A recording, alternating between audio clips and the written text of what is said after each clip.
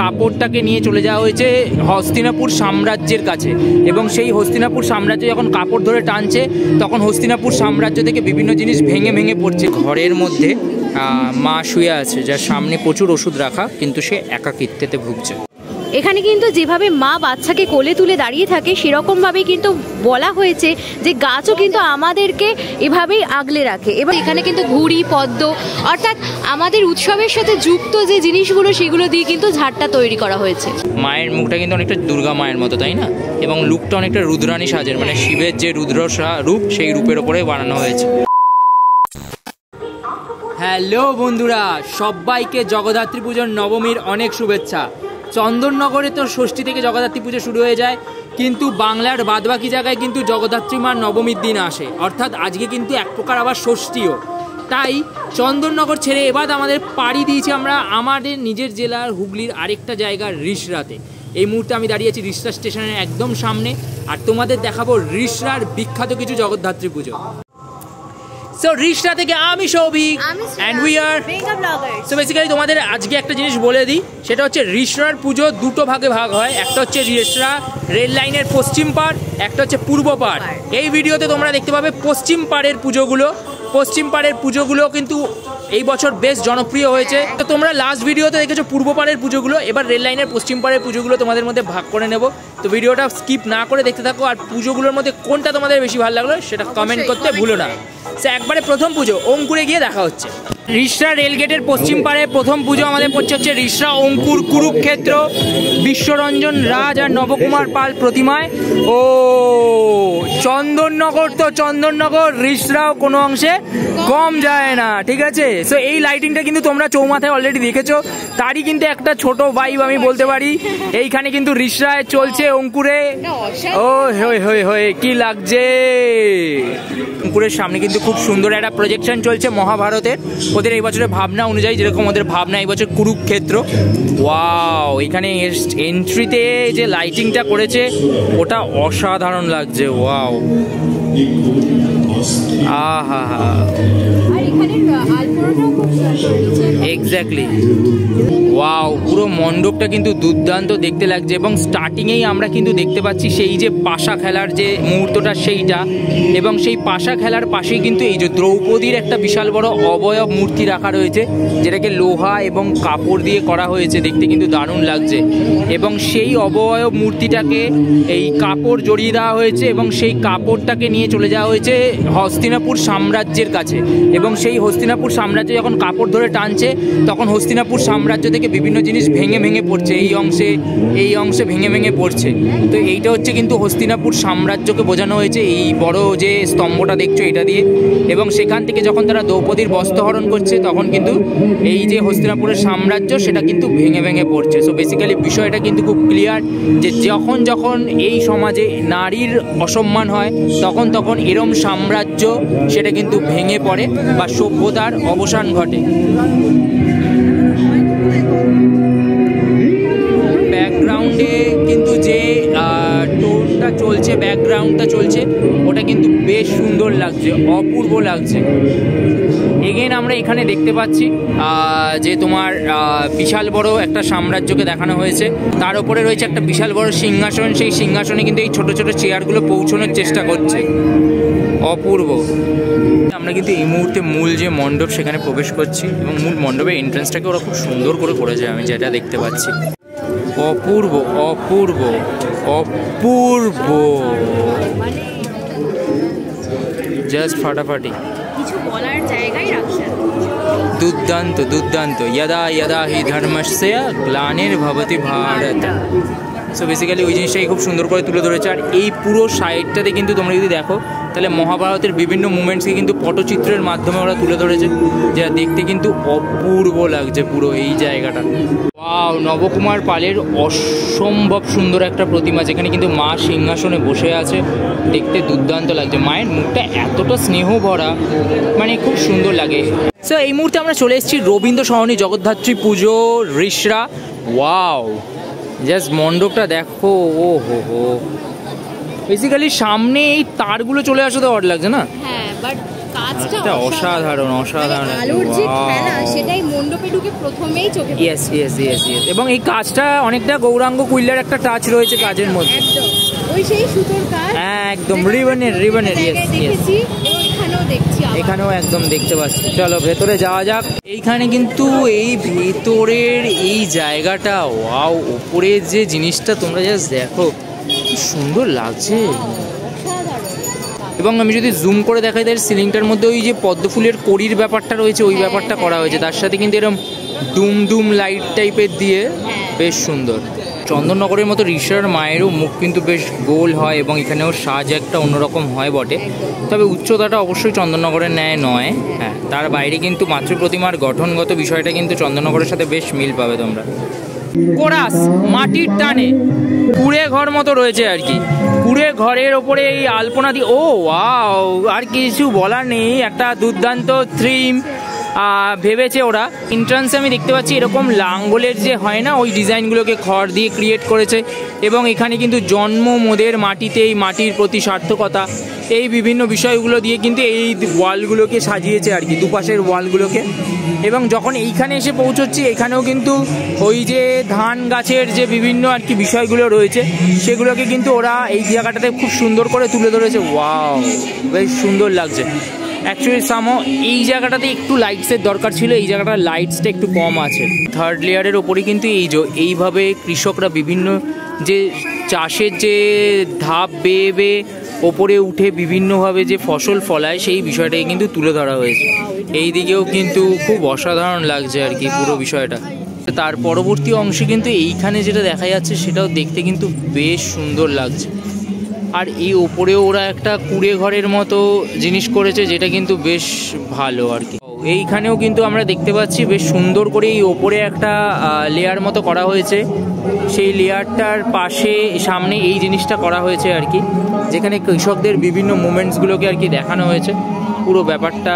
Wow, আর উপরের এই ঝাড়টা দারুণ লাগছে, অপূর্ব।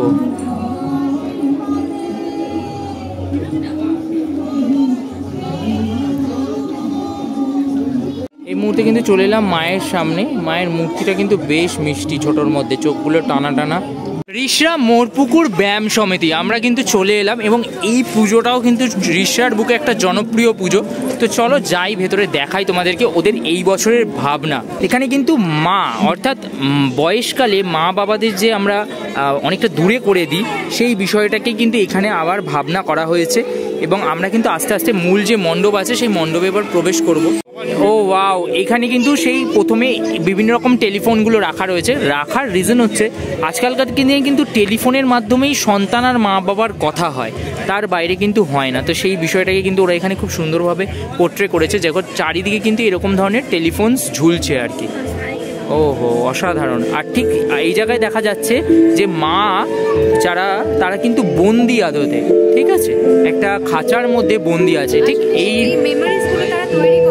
হ্যাঁ, একদম একদম একদম একদম একদম এক্স্যাক্টলি, তার মাধ্যমে কিন্তু মা বাবার সাথে ছেলে মেয়ের কথাবার্তা হয়। এক্স্যাক্টলি। তো সেই বিষয়টাকে খুব সুন্দরভাবে তুলে ধরেছে। যেমন এখানে কাঠামো আছে, অথচ মাই নেই।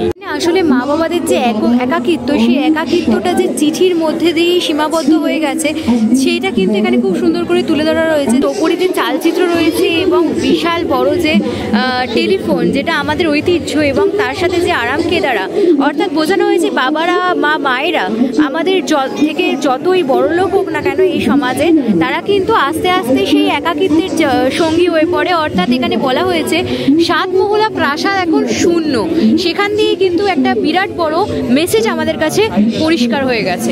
কিন্তু একটা অংশ আমরা দেখতে পাচ্ছি, এই যে একটা ঘরের মধ্যে মা শুয়ে আছে, যার সামনে প্রচুর ওষুধ রাখা, কিন্তু সে একাকিত্বেতে ভুগছে। এবার কিন্তু আমরা আস্তে আস্তে এই মণ্ডপের মধ্যে দিয়ে যেখানে মাতৃ প্রতিমা রয়েছে তার সামনে যাচ্ছি, এবং তোমাদের সাথে সেই মাতৃ প্রতিমার ঝলক শেয়ার করব। ওয়াও, এখানে যে মা, তাকে কিন্তু একদম আদত মায়ের মতো দেখতে লাগছে। তার যে চোখ, সেটার মধ্যে একটা স্নিগ্ধতা লুকিয়ে রয়েছে, খুব সুন্দর মাতৃ প্রতিমা। চন্দননগরের থেকে কিন্তু এখানে এই ভিন্নতা এটাই যে এখানে কিন্তু মাকে থিমের মতো করেও সাজানো হয়। আমরা চলে এলাম আমাদের চতুর্থ পুজো নিউ ভাই ভাই সংঘ, আর ওদের পুরো কাজটা কিন্তু বেতের ওপর হয়েছে। ওয়াও, অ্যাকচুয়ালি এই সময় প্রচণ্ড এই পোকাগুলোর উৎপাত হয় আর কি, কাজ করতে বড্ড সমস্যা হয়। একদম একদম, এগুলো খুব সুন্দর এই পুতুলগুলো আর কি, এগুলো দিয়ে কিন্তু পুরো ব্যাপারটা করেছে। আর এবার আমরা এন্ট্রি, ওয়াও অসাধারণ, আরে বাহ অপূর্ব লাগছে, সত্যি অসাধারণ লাগছে, লাইটটা এতটা সুন্দর লাগছে, হ্যাঁ হ্যাঁ বিষয়টা দেখতে কিন্তু অপূর্ব লাগছে। মানে এই যে বেতের উপর বা ঝুড়ির ওপর যাই বলো না কেন, এই যে কাজটা, এই কাজটা এতটা নিখুঁত ও অ্যাকুরেসিতে করা হয়েছে যে জাস্ট বলার মতো নয়। ওয়াও, এখানে কিন্তু বিভিন্ন স্ট্রাকচার রয়েছে এবং সেগুলো কিন্তু তাল পাতা ইউজ করা হয়েছে, শুধুমাত্র বাঁশ বেতের কাজ নয়। তোমাদের সামনে গেলে দেখতে বুঝতে সুবিধা হবে বুঝতে, তো ওইগুলোই কিন্তু তাল পাতা ব্যবহার করা হয়েছে। জায়গায় যদি তোমাদের আমি ডিটেলিংটা দেখাই, জাস্ট দেখো এই মাটির ওপর পোড়া মাটির যে কাজ, সেটা কত সুন্দরভাবে এই পুতুলগুলোকে এখানে সেট করা হয়েছে, দেখতে কিন্তু খুব সুন্দর লাগছে। চলো মণ্ডপের মূল মণ্ডপের ভেতরে যাই এবং গিয়ে তোমাদের মাতৃ প্রতিমা দর্শন করাই। জাস্ট ভেতরটা দেখো কি অপূর্ব লাগছে, দুর্দারুণ। হ্যাঁ ঝাড়টা জোরে, এক্স্যাক্টলি এক্স্যাক্টলি এক্স্যাক্টলি না। ওয়াও, চলে এলাম কিন্তু মায়ের কাছে, আর মায়ের প্রতিমা কিন্তু একদম আমাকে চন্দননগরের প্রতিমার কথা মনে করিয়ে দিচ্ছে। অবশ্যই যে সাজের বিষয়টি রয়েছে সেখানে সামান্য সামঞ্জস্যের অভাব তো রয়েছে, তবে মাতৃ প্রতিমা বা মায়ের মুখ, আহা, জয় মা জগদ্ধাত্রী। এই মুহূর্তে কিন্তু আমরা চলে এসেছি রিষড়া তরুণ সংঘের পুজো প্রাঙ্গণের সামনে, এবং ঢোকার সময় তোমরা দেখতে পাচ্ছ যে গাছ নিয়ে তাদের একটা খুব সুন্দর থিম কিন্তু এবারে আমাদের পরিবেশন করেছে।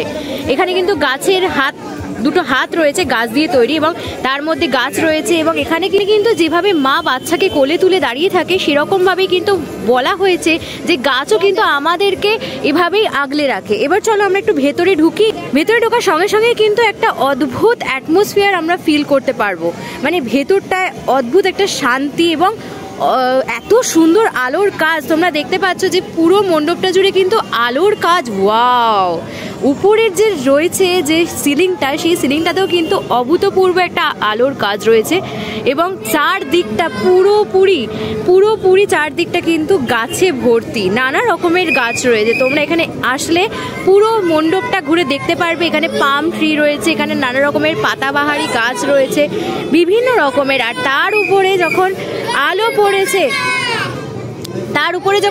পড়ছে তখন কিন্তু আরো সুন্দর দেখতে লাগছে। এবং সবশেষে যখন তোমাদের মাতৃ প্রতিমা দেখাবো, অপূর্ব এত সুন্দর করে সাজিয়েছে মাকে। আর এখানে কিন্তু তারা গাছের যে থিম করেছে সেই থিমের সাথেই কিন্তু মায়ের পুরো সাজটা করেছে।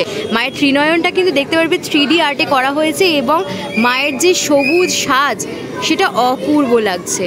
আমরা চলে এসেছি রিষড়া নিউ তরুণ দল শান্তি রূপেণ কল্পনায় মলয় শুভময়, একটা খুব সুন্দর বার্তা যুদ্ধকে রদ করার বিষয়ে আর কি, যুদ্ধ নয় শান্তি চাই। ওয়াও, স্টার্টিং এই কিন্তু এই যে জিনিসটা দেখতে পাচ্ছ, এটা কিন্তু পাখির মতো উড়ছে। ওয়াও, অপূর্ব, একটা খুব সুন্দর গ্লোব পেরিয়ে আমরা কিন্তু যাচ্ছি। এইদিকে আমরা দেখতে পাচ্ছি বন্দুক রয়েছে একটা, ওহো, তার সাথে বুলেটস রয়েছে রাখা। ওকে, বেশ সুন্দর আর কি, মানে এখানে যুদ্ধের যে বাতাবরণ সেটা দেখানো হয়েছে। এক্স্যাক্টলি, আস্তে আস্তে আমরা যুদ্ধ ছেড়ে শান্তি, হ্যাঁ এবার এখানে উল্লাস হচ্ছে আর কি, ঠিক আছে। তো সেই ব্যাপারটাকে তুলে ধরা হয়েছে। আমরা যদি ভালো মতো দেখি তাহলে মণ্ডপটা দুটো পার্ট আছে। এই সাইডে তোমরা যা দেখছো সেটা কিন্তু যুদ্ধ দেখতে পাচ্ছ, এই যে, ঠিক আছে, তার রয়েছে যুদ্ধক্ষেত্র রয়েছে যেখানে ঘোড়া ছুটে, এক্স্যাক্টলি এখানে ঘোড়া ছুটে যাচ্ছে। আর ঠিক তার উল্টো দিকে যদি দেখাই তাহলে তোমরা এখানে দেখবে রং বেরঙের মানুষ রয়েছে, উৎসব রয়েছে। এই যে ধুনোচিনে একজন মহিলা নেমে আসছে, তো উৎসব রয়েছে। এক্স্যাক্টলি বোঝানো হয়েছে এর মাধ্যমে যে এমন যদি একটা ঋতু হতো যেখানে কোনো যুদ্ধ থাকতো না, শুধু উৎসব থাকতো, তো সেই বিষয়টাকে কিন্তু এখানে খুব সুন্দর করে ফুটিয়ে তুলেছেন শিল্পী, কলকাতার শিল্পী মলয় শুভময়, খুব খ্যাতনামা শিল্পী। ও ওয়াও, এখানে কাজটা কিন্তু অপূর্ব হয়েছে, তাই না? অসাধারণ, আর লাইটের এফেক্টের জন্য আরো সুন্দর দেখতে সুন্দর লাগছে। উপরে ঝাড়টাও যদি দেখানো হয় তাহলে কিন্তু তোমরা দেখতে পাবে যে এখানে কিন্তু ঘুড়ি পদ্ম অর্থাৎ আমাদের উৎসবের সাথে যুক্ত যে জিনিসগুলো সেগুলো দিয়ে কিন্তু ঝাড়টা তৈরি করা হয়েছে। মাতৃ প্রতিমাটা কিন্তু বেশ সুন্দর লাগছে। এই মুহূর্তে চলে এসেছি রিষড়ার অন্যতম জনপ্রিয় পুজো ব্রহ্মানন্দ হাই স্কুলের।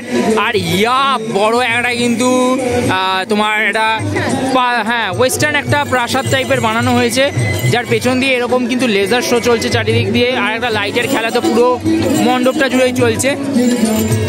ওকে, হ্যাঁ মানে একটা খ্রিস্টান স্থাপত্যের ওপর কাজ হয়েছে আর কি। তো ভেতরেও কিন্তু বেশ কিছু কারুকার্য রয়েছে আর কি।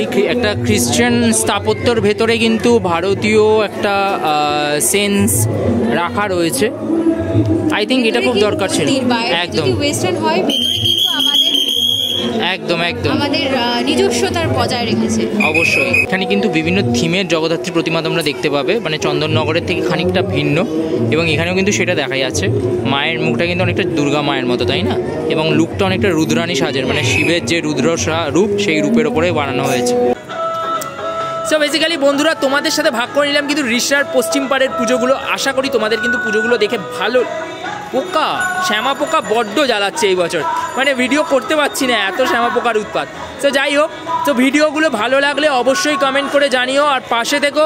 আর খুব শিগগিরই কিন্তু এবার আসছে রিষড়ার বিসর্জন শোভাযাত্রা, যেটা কিন্তু চন্দননগরের মতো প্রায় বলতেই পারো। সো সেই আলোক শোভাযাত্রা দেখার জন্য কিন্তু প্রস্তুত হয়ে যাও। আর অবশ্যই আমাদের একটু মনটা ভারাক্রান্ত, জানি রাস আছে, কার্তিক পুজো আছে, কিন্তু ছোটবেলা থেকে জগদ্ধাত্রী পুজো যখন শেষ হয়ে যায় হুগলিবাসী আমাদের মনটা একটুখানি মা দুর্গা চলে গেল বলে, হ্যাঁ কাইন্ড অফ, তো মনটা এবার ভেঙে যাবে, কারণ অবভিয়াসলি উৎসবের মরশুম শেষ হয়ে যাচ্ছে। বাট সবাই ভালো থেকো আর সবাইকে ভালো রেখো। দুর্গা দুর্গা। তো অবশ্যই দেখা হচ্ছে শোভাযাত্রায়।